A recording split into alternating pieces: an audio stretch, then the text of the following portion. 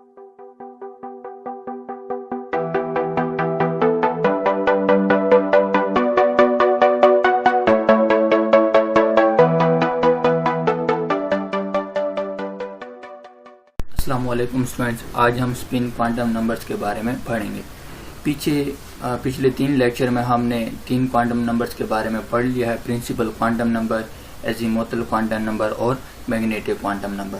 ये तीनों quantum number यानी principal quantum number, azimuthal quantum number और मैग्नेटिक क्वांटम नंबर ये श्रोडिंगर वेव इक्वेशन के सोल्यूशन से हासिल हुए। जबकि 4th क्वांटम नंबर है जिसको हम स्पिन क्वांटम नंबर्स कहते हैं, जिसको हम एस से रिप्रेजेंट करते हैं, ये वाला quantum number Schrodinger wave equation के सॉल्यूशन से हासिल नहीं हुआ। हमें जो 3 क्वांटम नंबर्स मिल रहे हैं वो प्रिंसिपल क्वांटम नंबर है जिसको हम एन से रिप्रेजेंट करते हैं, और एजीमुथल क्वांटम नंबर है जिसको हम एल से रिप्रेजेंट करते हैं, और मैग्नेटिक क्वांटम नंबर है जिसको हम एम से रिप्रेजेंट करते हैं। ये तीनों इक्वेशन हमें श्रोडिंगर वेव इक्वेशन के सोल्यूशन से हासिल हुए। श्रोडिंगर वेव इक्वेशन जो कि हाइड्रोजन के लिए सॉल्व किया गया है, उस इक्वेशन से हमें ये 3 क्वांटम नंबर मिले हैं। श्रोडिंगर वेव इक्वेशन जो कि हाइड्रोजन के लिए सॉल्व किया गया है, उस इक्वेशन से हमें ये 3 क्वांटम नंबर मिला है। पहला क्वांटम नंबर है प्रिंसिपल क्वांटम नंबर, उसके बाद एजीमुथल क्वांटम नंबर, और 3rd क्वांटम नंबर है मैग्नेटिक क्वांटम नंबर। लेकिन जो स्पिन क्वांटम नंबर है, स्पिन क्वांटम नंबर की हम बात करते हैं, ये हमें श्रोडिंगर वेव इक्वेशन से नहीं मिला। ये श्रोडिंगर वेव इक्वेशन के सॉल्यूशन से हासिल नहीं हुआ। लेकिन अब ये पता लगाते हैं कि ये हमें कहाँ से मिला, कैसे हमें पता चला स्पिन क्वांटम नंबर्स का। तो इसको देखने के लिए हम यहाँ पे कुछ कॉन्सेप्ट देख लेते हैं कि अल्कली मेटल्स के बैरूनी शेल में एक ही इलेक्ट्रॉन पाया जाता है। अल्कली मेटल्स के आउटर शेल में 1 इलेक्ट्रॉन मौजूद होता है। आउटर मोस्ट शेल में अल्कली मेटल्स के बैरूनी शेल में 1 इलेक्ट्रॉन पाया जाता है। जब outer most electron excited state से ग्राउंड स्टेट की तरफ जंप लगाता है, तब इसके इमिशन स्पेक्ट्रा को रिकॉर्ड किया गया, और जब इसी के इमिशन स्पेक्ट्रा को हाईली रिजॉल्विंग स्पेक्ट्रोमीटर में देखा गया तो हर एक स्पेक्ट्रल लाइन आगे 2 लाइंस के जोड़े पर मुश्तमिल नजर आई। यानी हर स्पेक्ट्रल लाइंस को जब देखा गया, इसी अल्कली मेटल्स के लिए जब इमिशन स्पेक्ट्रा रिकॉर्ड किया गया, फर्ज करो कि ये इमिशन स्पेक्ट्रा है, उसमें एक इंडिविजुअल लाइन है, ये स्पेक्ट्रल लाइन है। जब इसको हाईली रिजॉल्विंग स्पेक्ट्रोमीटर में देखा गया, magnetic field highly resolving spectrometer में देखा गया, तो ये जो इंडिविजुअल स्पेक्ट्रल लाइन है, ये स्पेक्ट्रल लाइंस आगे मजीद 2 लाइंस के पेयर में या जोड़े में डिवाइड नजर आए। इस लाइन को आगे डिवाइड होता हुआ देख लिया कि इसके 2 लाइंस के पेयर्स बन गए थे। इस ऐसे स्ट्रक्चर्स को जो नाम दिया गया, डबलेट लाइन स्ट्रक्चर्स का नाम दिया गया, डबलेट लाइन स्ट्रक्चर का नाम दिया गया। लेकिन ये डबलेट लाइन स्ट्रक्चर हमें किस चीज के बारे में इंफॉर्मेशन देता है, हमें क्या बताता है? इसी डबलेट लाइन स्ट्रक्चर से आगे स्पिन क्वांटम नंबर्स की तरफ हमें इंफॉर्मेशन मिली, यानी हम स्पिन क्वांटम नंबर की तरफ ये ले गए। अब पीछे हम पढ़ चुके हैं हाइड्रोजन के फाइन स्पेक्ट्रम के बारे में। हाइड्रोजन का फाइन स्पेक्ट्रम हमने देखा था। हाइड्रोजन के फाइन स्पेक्ट्रम को हमने एजीमुथल क्वांटम नंबर में डिस्कस किया था।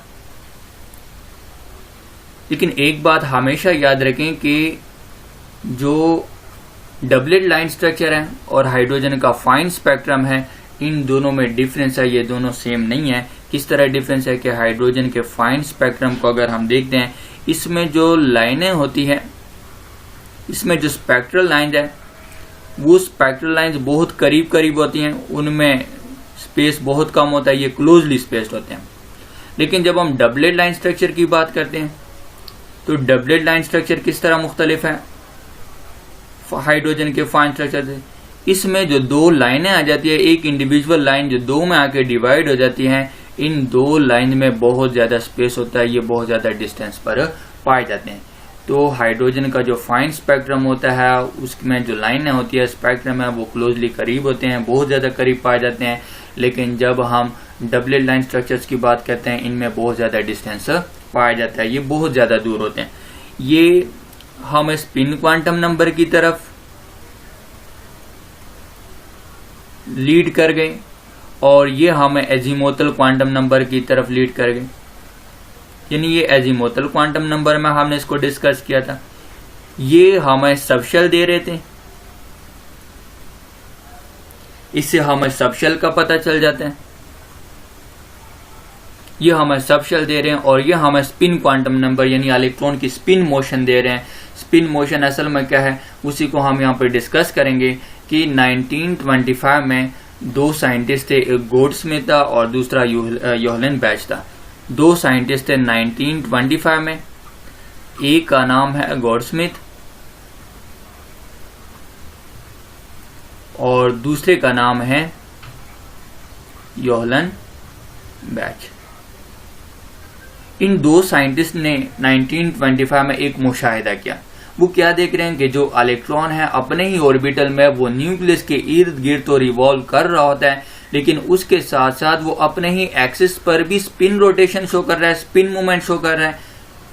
वो अपने ही एक्सिस के इर्द गिर्द स्पिन रोटेशन भी कर रहा होता है।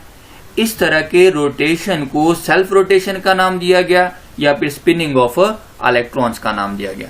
लेकिन जब हम यहाँ पे इसको कॉन्सेप्चुअली देख लेते हैं, यहाँ पे हम इसको समझ लेते हैं, फर्ज करते हैं कि ये न्यूक्लियस है और ये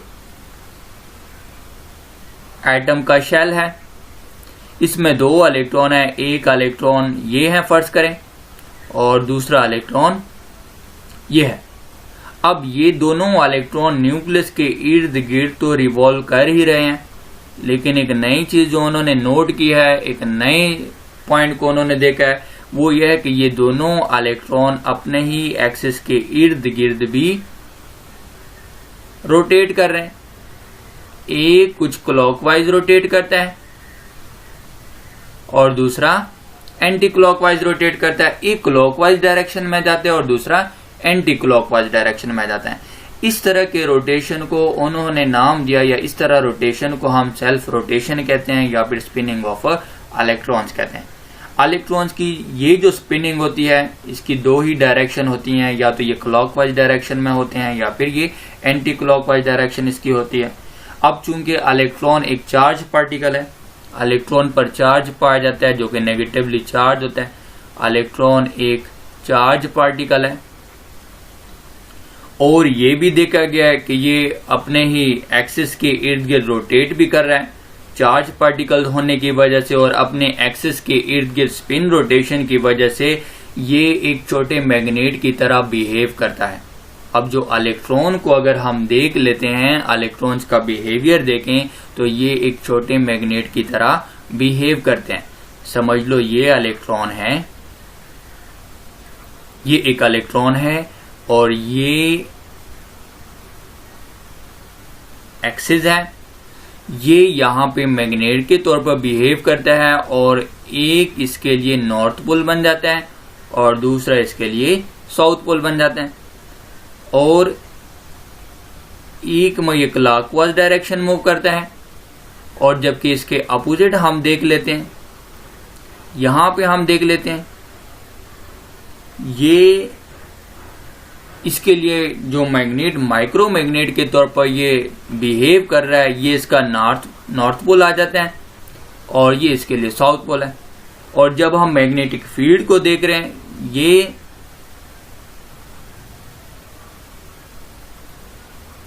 एक क्लॉकवाइज डायरेक्शन में मूव करते हैं और दूसरा एंटी क्लॉकवाइज डायरेक्शन में मूव कर रहे हैं। तो एक क्लॉकवाइज डायरेक्शन में आ जाते हैं और दूसरा हमारे पास एंटी क्लॉकवाइज डायरेक्शन में मूव कर रहे हैं। तो जब हम इन दो पॉइंट्स को देख लेते हैं, यहाँ पे हम इसको डिस्कस कर लेते हैं। यहाँ पे कुछ मैग्नेटिक फील्ड या लाइनें भी प्रोड्यूस होंगी, नॉर्थ पोल से ये लाइनें निकल रही हैं और साउथ पोल की तरफ चली जाती हैं। इसी तरह यहाँ से भी नॉर्थ पोल से ये लाइनें निकलती हैं और साउथ पोल की तरफ चली जाती हैं। यहाँ पे भी हम देख लेते हैं, नॉर्थ पोल से ये लाइनें एराइज होती हैं और साउथ पोल की तरफ जा रही हैं। यहाँ से भी नॉर्थ पोल से लाइनें एराइज होती हैं और साउथ पोल की तरफ जाती हैं। तो हमने इसको देख लिया कि जो इलेक्ट्रॉन है चार्ज पार्टिकल्स होने के साथ साथ वो अपने ही एक्सिस के इर्द गिर्द स्पिन रोटेशन भी कर रहा है। तो इस तरह ये छोटे मैग्नेट की तरह बिहेव कर रहा होगा।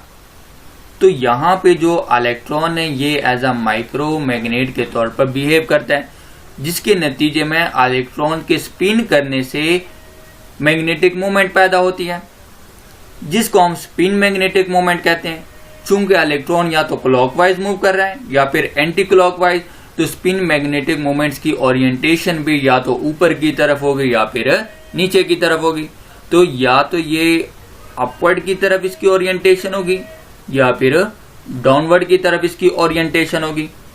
जब हम इसी इलेक्ट्रॉन्स की बात करते हैं जो कि इलेक्ट्रॉन्स क्लॉकवाइज और एंटी क्लॉकवाइज दोनों तरीके से मूव कर रहा है, ठीक है, यानी एक इलेक्ट्रॉन, अगर दो इलेक्ट्रॉन है तो एक क्लॉकवाइज मूव करेगा और दूसरा एंटी क्लॉकवाइज। स्पिनिंग के लिहाज से जब हम क्लॉकवाइज और एंटी क्लॉकवाइज स्पिनिंग के लिहाज से देखते हैं तो स्पिनिंग क्वांटम नंबर के ज्यादा से ज्यादा दो ही वैल्यू मुमकिन होंगी, दो ही वैल्यू हो सकती हैं। अब जो दो ही पॉसिबल या अलाउड वैल्यू हैं इसके लिए क्वांटम नंबर्स के लिए, बाकी जितने भी क्वांटम नंबर्स हैं वो हम जो इसको डिफ्रेंशिएट करते हैं इंटीजर्स के लिहाज से वो मुख्तलिफ होते हैं। लेकिन एस की वैल्यू जो हम देखते हैं, क्वांटम नंबर जो स्पिन क्वांटम नंबर है इसकी वैल्यू देखते हैं। स्पिन क्वांटम नंबर की वैल्यू या तो हाफ पॉजिटिव हो सकती है या फिर हाफ नेगेटिव हो सकती है। जब हम इसको यहां पे देख रहे हैं कि अगर एस की वैल्यू या स्पिन क्वांटम नंबर की वैल्यू हाफ पॉजिटिव के बराबर होगी या फिर हाफ नेगेटिव के बराबर होगी, अगर इसकी वैल्यू हाफ पॉजिटिव है तो ये क्लॉकवाइज डायरेक्शन को जाहिर करेगा। इसकी जो डायरेक्शन होगी ये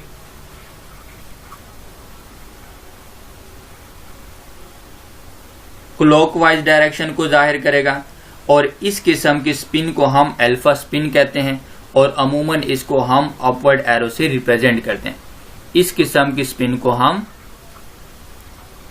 अल्फा स्पिन कहते हैं और अमूमन इसको हम अपवर्ड एरो से रिप्रेजेंट करते हैं। इसी तरह अगर स्पिन क्वांटम नंबर की वैल्यू -12 है, -1/2 है, तब ये जो बिहेव करेगा या इसकी जो डायरेक्शन होगी वो डायरेक्शन कुछ एंटी क्लॉकवाइज होगी। इसके लिए जो डायरेक्शन है वो एंटी क्लॉकवाइज है और जो स्पिन है इस किस्म की स्पिन को हम बीटा स्पिन कहते हैं।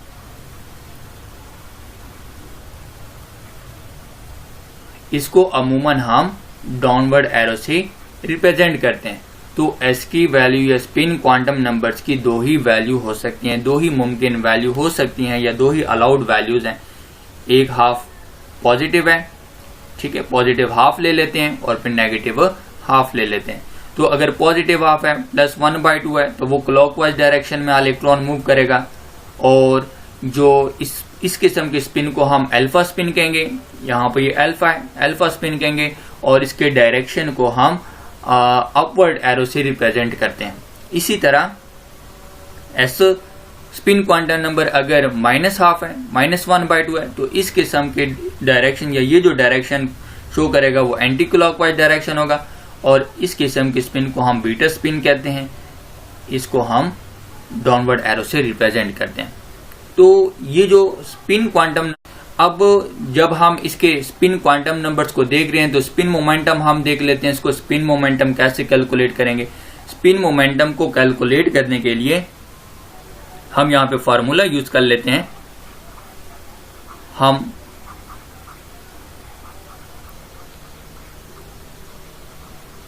स्पिन मोमेंटम को लगा दे, फार्मूला यूज कर लेते हैं, प्लस हाफ यानी 1/2 है और h डिवाइडेड बाय 2π है। इसी तरह -12 है, 1/2 है और h डिवाइडेड बाय 2π। और एंगुलर मोमेंटम की अगर हम बात करते हैं, एंगुलर मोमेंटम की बात करते हैं तो एंगुलर मोमेंटम mvr इक्वल है, mvr हमारे पास इक्वल है h डिवाइडेड बाय 2π और यहाँ पे अंडर रूट ले लेंगे और ये स्पिन क्वांटम नंबर ब्रैकेट शुरू स्पिन क्वांटम नंबर +1 इस फार्मूले के जरिए हम एंगुलर मोमेंटम कैलकुलेट करते हैं और इन दो फार्मूले के जरिए हम स्पिन मोमेंटम देख लेते हैं। अब जब हम इस स्पिन क्वांटम नंबर्स को डिस्कस कर रहे हैं, हमने इसको देख लिया, तो स्पिन क्वांटम नंबर्स असल में है क्या चीज? स्पिन क्वांटम नंबर हमें इलेक्ट्रॉन्स की जो मैग्नेटिक फील्ड जो प्रोड्यूस होती है वो अपने ही एक्सिस के इर्द गिर्द रोटेट कर रहा होता है। इससे दो आगे, यानी एक को हम क्लॉकवाइज डायरेक्शन कह लेते हैं, दूसरे को हम एंटी क्लॉकवाइज डायरेक्शन कह देते हैं। तो जो इलेक्ट्रॉन है वो न्यूक्लियस के इर्द गिर्द तो रिवॉल्व कर ही रहा होता है, लेकिन उसके साथ साथ वो अपने ही एक्सिस के इर्द गिर्द भी रोटेट करता है, जिसको हम स्पिन मोशन कहते हैं। अपने ही एक्सिस के इर्द गिर्द रोटेट कर रहे हैं। जिस तरह अर्थ की हम बात कर लेते हैं, अर्थ क्या करता है? वो सूरज के इर्द गिर्द रोटेट कर रहा है, जमीन सूरज के इर्द गिर्द घूम रही है, लेकिन वही जमीन अपने ही एक्सिस के इर्द गिर्द भी रोटेट कर रही है। तो यही जो कॉन्सेप्ट आ रहा है वो एटम में भी आ रहा है। यहाँ पे जो इलेक्ट्रॉन है वो न्यूक्लियस के इर्द गिर्द भी घूम रहा है, लेकिन उसके साथ साथ अपने एक्सिस के इर्द गिर्द भी वो रोटेट, अपने एक्सिस के ऊपर भी ये स्पिन मोशन वो शो करता है अपने ही एक्सिस के ऊपर। तो इस तरह जो नया क्वांटम नंबर आ गया, उस क्वांटम नंबर को हम स्पिन क्वांटम नंबर कहते हैं। ये स्पिन क्वांटम नंबर हमें श्रोडिंगर वेव इक्वेशन से नहीं मिल रहा। श्रोडिंगर वेव इक्वेशन हमें स्पिन क्वांटम नंबर नहीं दे रहा। श्रोडिंगर वेव इक्वेशन से हमें प्रिंसिपल क्वांटम नंबर मिल जाते हैं, एजीमुथल क्वांटम नंबर और magnetic quantum number. Alkali metals के वैलेंस शेल में एक इलेक्ट्रॉन होता है, तो जब उसका वैलेंस शेल वाला आउटर मोस्ट इलेक्ट्रॉन जब एक्साइटेड स्टेट से ग्राउंड स्टेट की तरफ जंप लगाता है, तब उसके एमिशन स्पेक्ट्रा को रिकॉर्ड किया गया, और उसके एमिशन स्पेक्ट्रा को जब हाईली रिजॉल्विंग स्पेक्ट्रोमीटर में देखा गया, तो वही सिंगल लाइन आगे मजीद पेयर, दो पेयर्स में टूटा हुआ वही लाइन जो दो पेयर की सूरत में आगे स्प्लिट नजर आ गई। तो वो जो स्प्लिट हो रही है टू लाइन में, ऐसे स्ट्रक्चर्स को हम डबलेट लाइन स्ट्रक्चर्स कहते हैं। और अगर हम हाइड्रोजन के फाइन स्ट्रक्चर्स की हमने बात की, फाइन स्पेक्ट्रम की बात की, तो हाइड्रोजन का फाइन स्पेक्ट्रम और ये डबलेट लाइन स्ट्रक्चर्स को एक दूसरे के साथ मिक्स नहीं करना, कंफ्यूज नहीं करना। तो हाइड्रोजन का जो फाइन स्ट्रक्चर होता है वो हमें सबशेल्स के बारे में बताता है, और हाइड्रोजन के फाइन स्पेक्ट्रम में जो लाइनें होती है वो बहुत ज्यादा करीब होती है, और जबकि ये डबलेट लाइन स्ट्रक्चर्स हैं इसमें ये दोनों लाइनें एक दूसरे से बहुत ज्यादा दूर होती हैं, इनमें बहुत ज्यादा फासला होता है। फिर 1925 में गोल्डस्मिथ और योहलन बैच ने एक मुशाहिदा किया। वो क्या देखते हैं कि इलेक्ट्रॉन अपने ही ऑर्बिटल में न्यूक्लियस के इर्द गिर्द तो रिवॉल्व कर रहा है, लेकिन इसके साथ साथ वो अपने ही स्पिन यानी अपने ही एक्सिस के इर्द गिर्द भी रोटेट कर रहे होते हैं। दो तरह की वो रोटेशन शो करते हैं, एक तो वो न्यूक्लियस के इर्द गिर्द, और सेकंड जो रोटेशन है वो अपनी एक्सिस के इर्द गिर्द शो कर रहे हैं। इस किस्म के रोटेशंस को सेल्फ रोटेशन का नाम दिया गया या स्पिनिंग ऑफ इलेक्ट्रॉन्स का नाम दिया गया। इलेक्ट्रॉन चार्ज पार्टिकल्स होने की वजह से वो माइक्रोमैग्नेट के तौर पर काम करता है, उसके ऊपर चार्ज है, लेकिन जब वो अपने ही एक्सिस के इर्द गिर्द रोटेट कर रहा है तो उसके साथ वो अपने ही इर्द गिर्द मैग्नेटिक फील्ड प्रोड्यूस करता है, मैग्नेटिक मोमेंट प्रोड्यूस करता है। और स्पिन क्वांटम नंबर्स के लिए जो पॉसिबल वैल्यू हो सकती है, जो अलाउड वैल्यू है, वो +½ है, +1/2 है, जो कि क्लॉकवाइज डायरेक्शन को शो करता है। और इस किस्म की स्पिन को हम अल्फा स्पिन कहते हैं। एरो के जरिए हम इसको अपवर्ड एरो से रिप्रेजेंट करते हैं। लेकिन जो सेकंड इलेक्ट्रॉन अगर दूसरा इलेक्ट्रॉन होगा तो इसका अपोजिट डायरेक्शन में जाएगा, तब हम इसको एंटी क्लॉकवाइज डायरेक्शन कहेंगे, और इसको -1/2 वैल्यू इसके लिए ली जाती है, डायरेक्शन एंटी क्लॉकवाइज है। इस किस्म की स्पिन को हम बीटा स्पिन कहते हैं, और इसको हम डाउनवर्ड एरो से रिप्रेजेंट करते हैं। और जो पॉजिटिव वैल्यू होती है उसकी एनर्जी कम होती है, और जो नेगेटिव वैल्यू होती है उसकी एनर्जी ज्यादा होती है। स्पिन मोमेंटम हम इस फार्मूले से कैलकुलेट कर सकते हैं, ये क्लॉकवाइज के लिए और ये एंटी क्लॉकवाइज के लिए, और टोटल एंगुलर मोमेंटम हम स्पिन क्वांटम नंबर के जरिए ऐसे कैलकुलेट कर सकते हैं। बाकी इंशाल्लाह हम नेक्स्ट टाइम पढ़ लेंगे। अपना ख्याल रखिएगा। अल्लाह हाफिज।